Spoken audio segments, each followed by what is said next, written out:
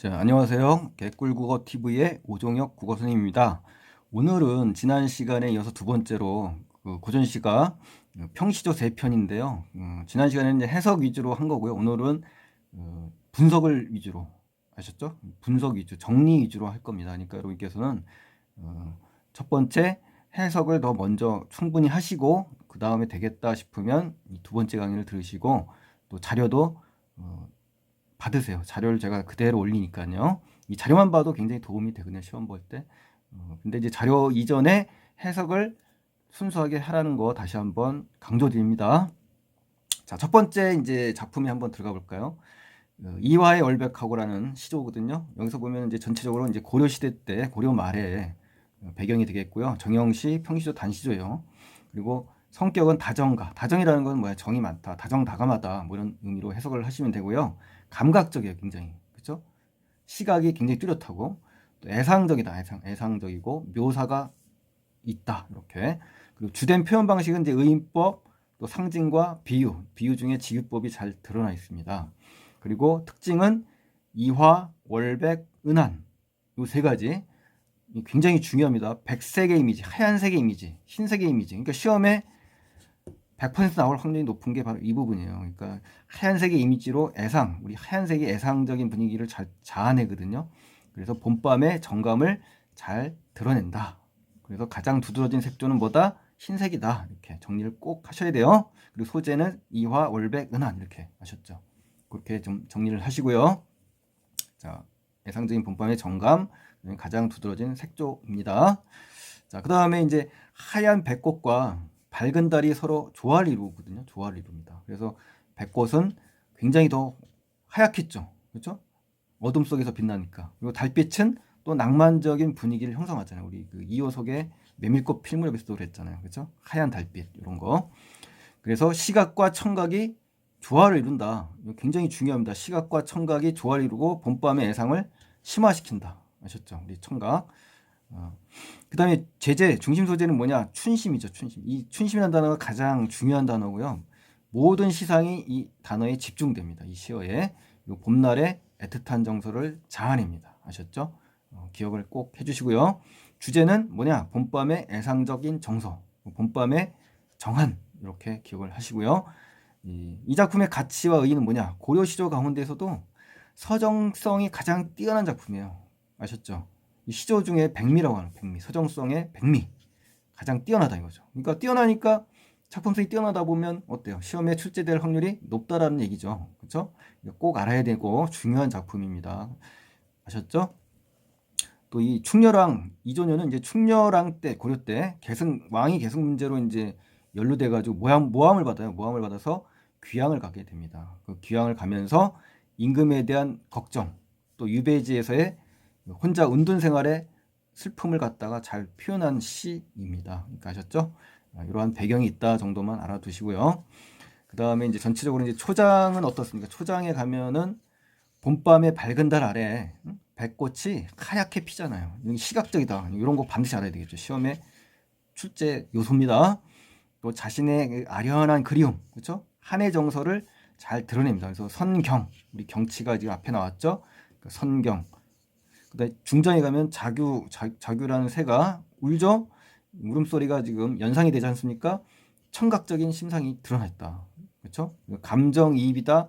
감정이입인 경우 두 가지로 해석된다 그랬죠. 감정이입이 되는 경우와 객관적 상관문에 멈추는 그런 중의적인 해석이 가능하다라고 제가 분명히 1강에서 얘기했어요.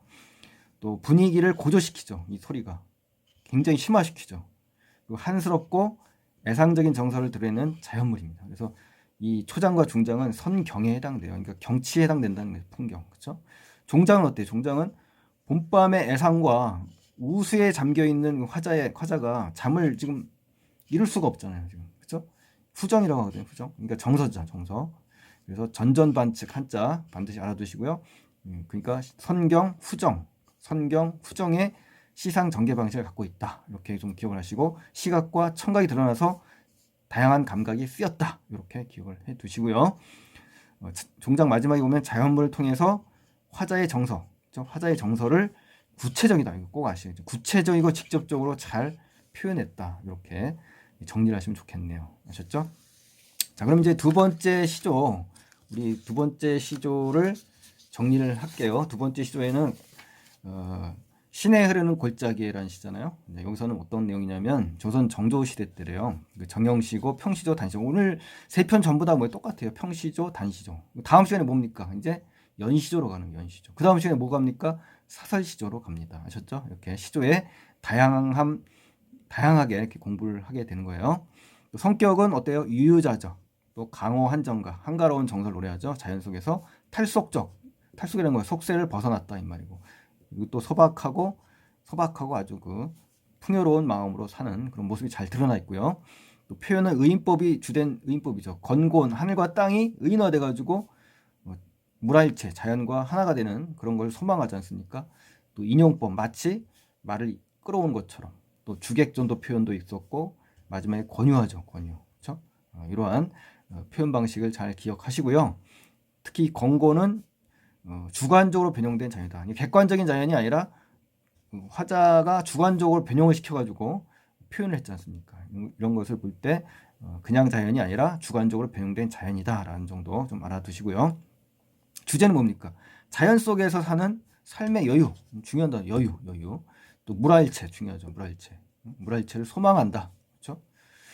참고로 이제 주객전도 표현은 우리 그 상충곡에 보면은 나오죠. 공명도 날 거리고 부기도 날 거린다. 나는 주체인데 객체로 가버렸어요. 그렇죠? 부기 공명은 객체인데 주체로 왔죠. 그러니까 주객전도를 써서 표현을 했다. 그래서 의미를 강조했다. 꼭 기억을 하시고요. 그 다음에 또 하나는 뭐냐면 청산별곡에 보시면 술 나오는 장면 있잖아요. 저런 것 누룩이 매워서 붙잡는다.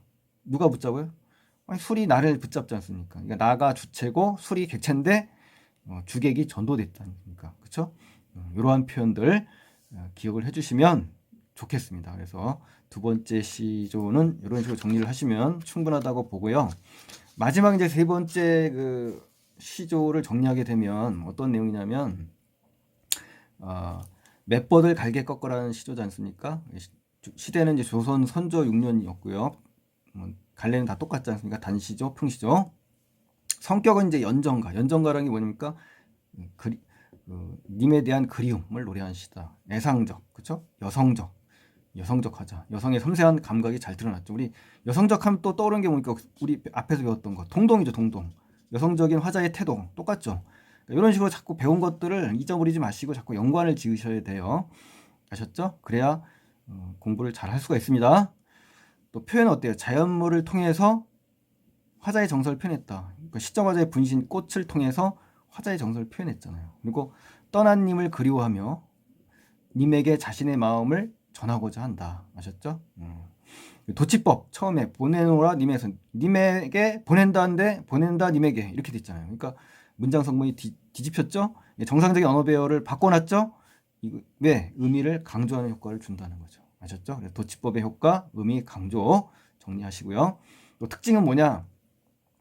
자연물을 통해서 님에 대한 사랑을 구체화했다는 거예요. 아셨죠?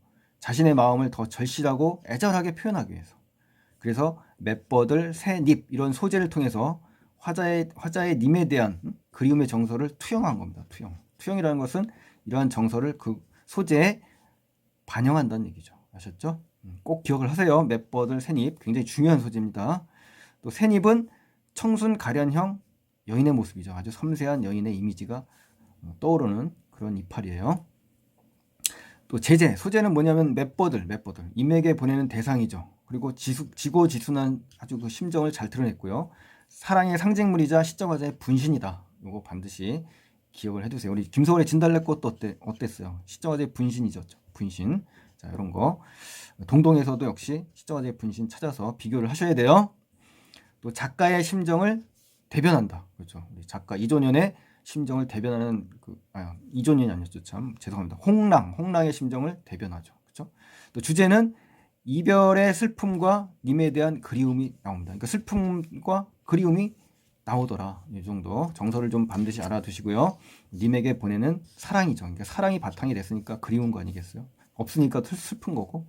자, 이러한 정서를 연상해서 기억을 좀 해주시면 좋겠고요. 전반적인 내용은 어떻습니까?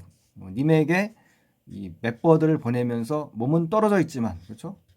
물리적으로 떨어져 있지만 항상 님을 잊지 않겠다는 그러한 마음이 잘 드러나 있어요. 그리고 님도 자신을 늘 생각해달라는 그런 당부의 의미가 마지막에 담겨 있잖아요. 그래서 어떤 간절한 부탁이요 간청이 담겨 있다라고 보시면 되겠습니다. 또 배경을 한번 마지막으로 한번 정리를 해볼까요? 작품의 그 완성도를 위해서 최경창이라는 사람이 있어요. 최경창.